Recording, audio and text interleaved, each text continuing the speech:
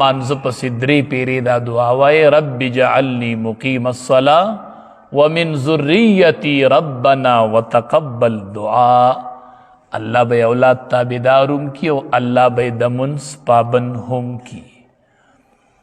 ربنا اغفر لی ولوالدی وللمؤمنین، اے رب زما او بخی ما تپلار زما، او بخی تمال را ولوالدی او مور او پلار زما، وللمؤمنین او ټول مؤمنان لرا یوم یقوم الحساب، پورز د اغه چې قایمیږي حساب.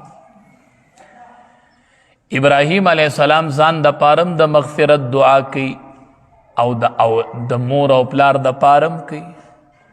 نو د چې د پلار د پاره د مغفرت دا دعا کړې ده نو دا صحیح ده او کدا صحیح نه ده.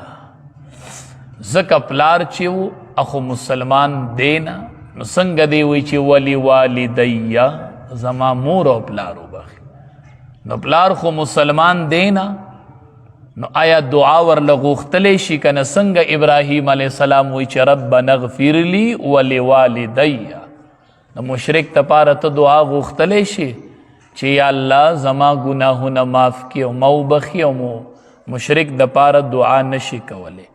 علما وایي دلته د ابراهیم علیه السلام دا دعا چې وه دلته د مغفرت نه مراد هدایت دی. ربنا اغفر لی ولوالدی، الله ما وبخي او زما مور او پلار ته هدایت وکړي. نو دلته مغفرت په حق د والدینو کې د پاره د هدایت دی. نو د مشرک د پاره خو د هدایت دعا غوښتلی شي چې الله په نیک لارې کې، نو دلته مغفرت په معنی د هدایت دی. یا علما وایي چې د دې وجې نه د ورله دعا کړې وه چې د ده تمه د ایمان وه چې دی به ایمان راوړي. دا تمه یې لرله چې کله د ابراهیم علیه السلام د پلار د ایمان په تمه و او علم ورته نه و، ځکه یې ورته دعا کړې وه د مغفرت. چې کله ابراهیم علیه السلام ته ښکاره شوله چې د ده نه د ایمان تمه نور نشته او دی ایمان نه راوړي، بیا ورله دعا د مغفرت نه ده کړې. فلما تبین له، بل آیات کې شته دی چې کله واضح شوه دلته چې انه عدو لله نو تبرأ منه، نو دتی نه بیا براءت اختیار کو.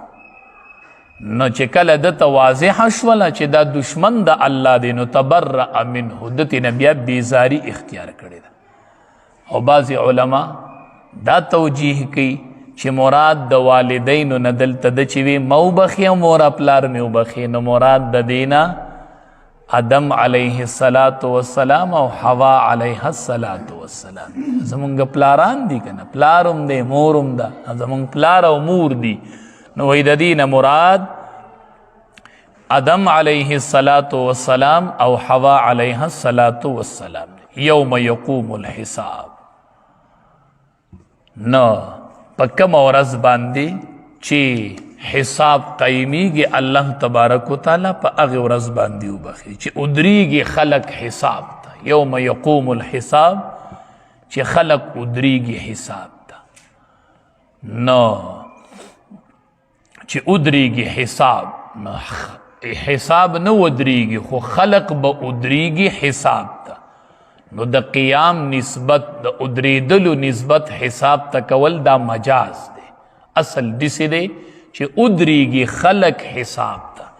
نو په دغه ټیم کې به مغفرت ظاهریږي نه، مخکې خو نه ظاهریږي.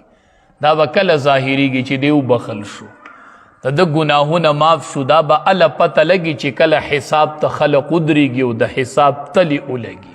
ځکه وی یوم یقوم الحساب، الله چې کله حساب قایم شي نو په دغه وخت کې وبخي. نو دغه د مغفرت د ظاهرېدو ټیم دی، د حساب ورځ د مغفرت د ښکاره کېدو ټیم دی. دې وجې نه علما وایي چې الله تبارک وتعالی به د ابراهیم علیه السلام دعا نه رد کړي، ځکه دی د الله خلیل او لا يرد دعاء خلیله. الله تبارک وتعالی نه رد کړي دعا د خپل خلیل چې ابراهیم علیه السلام دی، ځکه ویلي دي وي ټول مؤمنانو بخي. نو دا خو د خلیل دعا ده او د خلیل دعا الله نه رد کوي.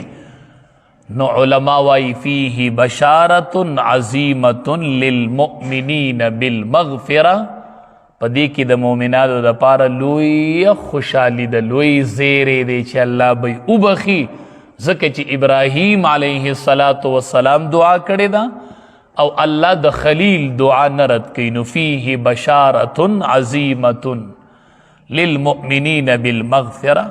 او بل مونږ ته پکې یو سبق حاصل شو، مونږ ته پکې یو سبق حاصل شو. ابراهیم علیه السلام وی الله ما وبخي، مور او پلار می وبخي، مؤمنان وبخي.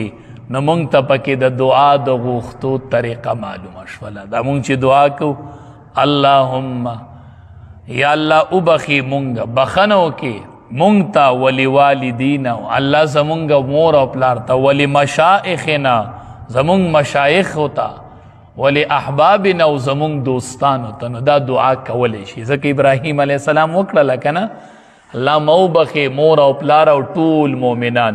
یا الله ما وبخي زما مور او پلار وبخي، زما اساتذه وبخي، یا الله زمونږ احباب وبخي، زمونږ ملګري وبخي. دا دعا کولی شي ځکه ابراهیم علیه السلام کړې ده. یوم یقوم الحساب. نو دا ټولو ته دعا دسی کولی شي. ولا تحسبن الله غافلا عما يعمل الظالمون. هرگز ګمان مکوه، ته نبی علیہ السلام ته وی ولا تحسبن الله، هرگز ګمان مکوه ته په الله باندې چې الله غافله دی د هغې عملونو نه چې کوي ظالمان. دا الله تبارک و تعالی تخویف اخروی ذکر کوي چې نه زه د ظالمانو د حرکتونو نه غافله نه یم، آخرت را روان دی، زه به سزا ورکوم. انما یؤخرهم، بېشکه مهلت ورکوي الله دې ته لیوم تشخص فیه الابصار.